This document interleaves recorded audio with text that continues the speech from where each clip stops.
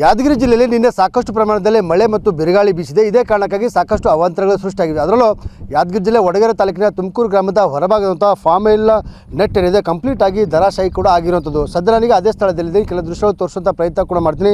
3F form oil company ಏನಿದೆ, ಆ form oil company ಈ ಒಂದು ಸ್ಥಳದಲ್ಲಿ ತಾಳೆ ಬೆಳೆಯ ಸಸಿಗಳನ್ನು ತಯಾರು ಮಾಡುವಂಥ ಕೆಲಸ ಈಗ ಆಗ್ತದೆ. ಬೇರೆ ಕಡೆಯಿಂದ ಬೀಜಗಳನ್ನು ತೆಗೆದುಕೊಂಡ್ಬಂದು ಇಲ್ಲಿ ಸಸಿಗಳನ್ನು ಸಿದ್ಧಪಡಿಸಿ ರೈತರಿಗೆ ಮಾರಾಟ ಮಾಡುವಂಥ ಕೆಲಸ ಆಗ್ತದೆ. ಆದರೆ ನಿನ್ನೆ ಸಾಕಷ್ಟು ಪ್ರಮಾಣದಲ್ಲಿ ಮಳೆ ಮತ್ತು ಬಿರುಗಾಳಿ ಬೀಸಿರೋ ಕಾರಣಕ್ಕಾಗಿ ಕಂಪ್ಲೀಟಾಗಿ ಈ ಒಂದು ಶೆಡ್ ಏನಿದೆ, ಶೆಡ್ ಕಂಪ್ಲೀಟಾಗಿ ನೆಲ ಸಮಸಹಿತ ಆಗಿರುವಂಥ ನೋಡ್ಬೋದು. ಸುಮಾರು 1 ಎಕರೆ ವ್ಯಾಪ್ತಿಯಲ್ಲಿ ಈ ಒಂದು ಏನು ನೆಟ್ಟಿದೆ, ನೆಟ್ ಕಂಪ್ಲೀಟಾಗಿ ನೆಲಸಮ ಕೂಡ ಆಗಿರುವಂಥದ್ದು. ಸುಮಾರು ಈ ಒಂದು ಪಾಲಿ ಹೌಸ್ ಒಳಗಡೆ ಏನಿದ್ದಾವೆ, ಪಾಲಿ ಹೌಸ್ ಒಳಗಡೆ ಸುಮಾರು 80,000ಕ್ಕೂ ಅಧಿಕ ಫಾರ್ಮ್ ಆಯಿಲ್ ಸಸಿಗಳಿದ್ದಾವೆ, ಅಂದರೆ ತಾಳೆ ಬೆಳೆಯ ಸಸಿಗಳಿದ್ದಾವೆ. ಕಂಪ್ಲೀಟಾಗಿ ಸಸಿಗಳು ಸೇರಿದಂತೆ ಈ ಒಂದು ನೆಟ್ ಏನಿದೆ, ನೆಟ್ ಕಂಪ್ಲೀಟಾಗಿ ಹಾಳಾಗಿ ಹೋಗಿರುವಂಥದ್ದು ನೋಡ್ಬೋದು. ಕಂಪ್ಲೀಟಾಗಿ ಈ ಒಂದು ನೆಟ್ಟನ್ನು ಹಾಕೋಕ್ಕೆ ಸುಮಾರು ಇಲ್ಲಿವರೆಗೆ 10 ಲಕ್ಷ ರೂಪಾಯಿ ಖರ್ಚು ಮಾಡಿ ಈ ನೆಟ್ಟನ್ನು ಕಳೆದ 3.5 ವರ್ಷಗಳ ಹಿಂದೆ ಹಾಕಲಾಗಿದೆ. ಆದರೆ ನಿನ್ನೆ ಸುರಿದಂಥ ಮಳೆ ಮತ್ತು ಬೀಸಿರುವಂಥ ಗಾಳಿಯಿಂದ ಕಂಪ್ಲೀಟಾಗಿ ಒಂದು ನೆಟ್ಟು ನೆಲಸಮ ಕೂಡ ಆಗಿರುವಂಥದ್ದು. ಯಾಕಂದರೆ ಈ ಒಂದು ನೆಟ್ಟನ್ನು ಹಾಕೋಕ್ಕೆ ಸುತ್ತಲೂ ಸಹಿತ ಸ್ಟೀಲಿಂದ ಒಂದು ಏನು ಆ್ಯಂಗಲ್ಗಳನ್ನು ಮಾಡಲಾಗಿದೆ. ಅದರ ಮೇಲೆ ಒಂದು ನೆಟ್ಟನ್ನು ಹಾಕಿದ್ರು ಕೆಳಗಡೆ ಸಸಿಗಳನ್ನು ತಯಾರು ಮಾಡುವಂಥ ಕೆಲಸ ಆಗ್ತಿತ್ತು. ಆದರೆ ಬೀಸಿರುವ ಗಾಳಿಗೆ ಯಾವ ಮಟ್ಟಿಗೆ ಅಂದರೆ ಇಡೀ ನೆಟ್ಟೆ ಕಂಪ್ಲೀಟಾಗಿ ನೆಲಸಮ ಕೂಡ ಆಗಿರುವಂಥದ್ದು. ಸಾಕಷ್ಟು ನಷ್ಟ ಕೂಡ ಈಗ ಅನುಭವಿಸ್ತಿರೋದು. 3F ಅನ್ನುವಂಥ ಫಾರ್ಮ್ ಆಯಿಲ್ ಕಂಪನಿ ಈ ಒಂದು ಸಸಿಗಳನ್ನು ರೆಡಿ ಮಾಡುವಂಥ ಕೆಲಸ ಮಾಡ್ತಿರೋಂಥದ್ದು. ಸಾಕಷ್ಟು ಕಳೆದ 3 ವರ್ಷಗಳಿಂದ ಈ ಒಂದು ಸ್ಥಳದಲ್ಲಿ ಸಸಿಗಳನ್ನು ರೆಡಿ ಅಂದರೆ ಬೀಜಗಳನ್ನು ತಂದು ಸಸಿಗಳನ್ನು ರೆಡಿ ಮಾಡಿ ಮಾರಾಟ ಮಾಡುವಂಥ ಕೆಲಸ ಆಗ್ತಿತ್ತು. ಆದರೆ ನಿನ್ನೆ ಬೀಸಿರುವಂಥ ಗಾಳಿಯಿಂದಾಗಿ ಸಾಕಷ್ಟು ಅನಾಹುತ ಸಂಭವಿಸಿದೆ. ಕಂಪ್ಲೀಟಾಗಿ ಈ ಒಂದು ನೆಟ್ ನೆಲಸಮ ಕೂಡ ಆಗಿರುವಂಥದ್ದು, ಸಾಕಷ್ಟು ನಷ್ಟ ಕೂಡ ಈಗ ಆಗಿರೋದು. ಸದ್ಯ ನನ್ನ ಜೊತೆ ಮಾತಾಡೋಕ್ಕೆ 3F ಫಾರ್ಮ್ ಆಯಿಲ್ ಕಂಪನಿಯ ಸಿಬ್ಬಂದಿ ಇದ್ದಾರೆ, ಅವ್ರ ಜೊತೆ ಮಾತಾಡ್ತೀನಿ. ಈಗ ನಿನ್ನೆ ಎಷ್ಟು ಗಂಟೆ ಗಾಳಿ ಆಗಿತ್ತು ಮತ್ತು ಗಾಳಿಯಿಂದ ಯಾವ ರೀತಿ ಹಾನಿ ಉಂಟಾಗಿದೆ ತಮಗೆ ಇಲ್ಲಿ ಅಂತ?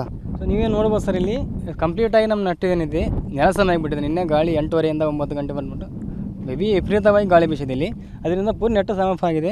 80,000 ಅಂತ ಅಧಿಕ ಇಲ್ಲಿ ಸಸ್ಯಗಳಿದ್ದಾವೆ ನಮ್ಮ ಹತ್ರ. ಇಲ್ಲಿ ಅವೆಲ್ಲ ಎಫೆಕ್ಟ್ ಆಗುವಂಥ ಇದಾಗ್ತಾ ಇದೆ ಸರ್. ಇಲ್ಲಿ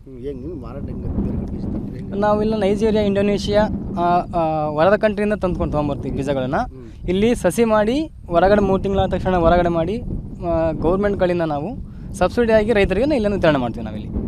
ಇದೀಗ ನೆಟ್ ರೆಡಿ ಮಾಡೋಕೆ ಈಗ ನೆಟ್ ಸಾಕಷ್ಟು ನೆಟ್ ಈಗ ಒಂದು 3 ವರ್ಷ ಐತಿ ಈಗ ರೆಡಿ ಮಾಡ್ಕೊಂಡು ಇಲ್ಲಿ ಸಸಿಗಳನ್ನು ರೆಡಿ ಮಾಡ್ತಾಯಿದ್ರಿ. ನೆಟ್ ಎಷ್ಟು ಹೆಚ್ಚು ನೆಟ್ಟಕ್ಕೆ ಇದು ಹಾಕೋ ಖರ್ಚು ಏಟಾಗಿದೆ ಮತ್ತು ಈಗಲೂ ಎಷ್ಟು ನಷ್ಟ ಆಗಿದೆ ತಮಗೆ ಅಂತ ಇಲ್ಲಿ?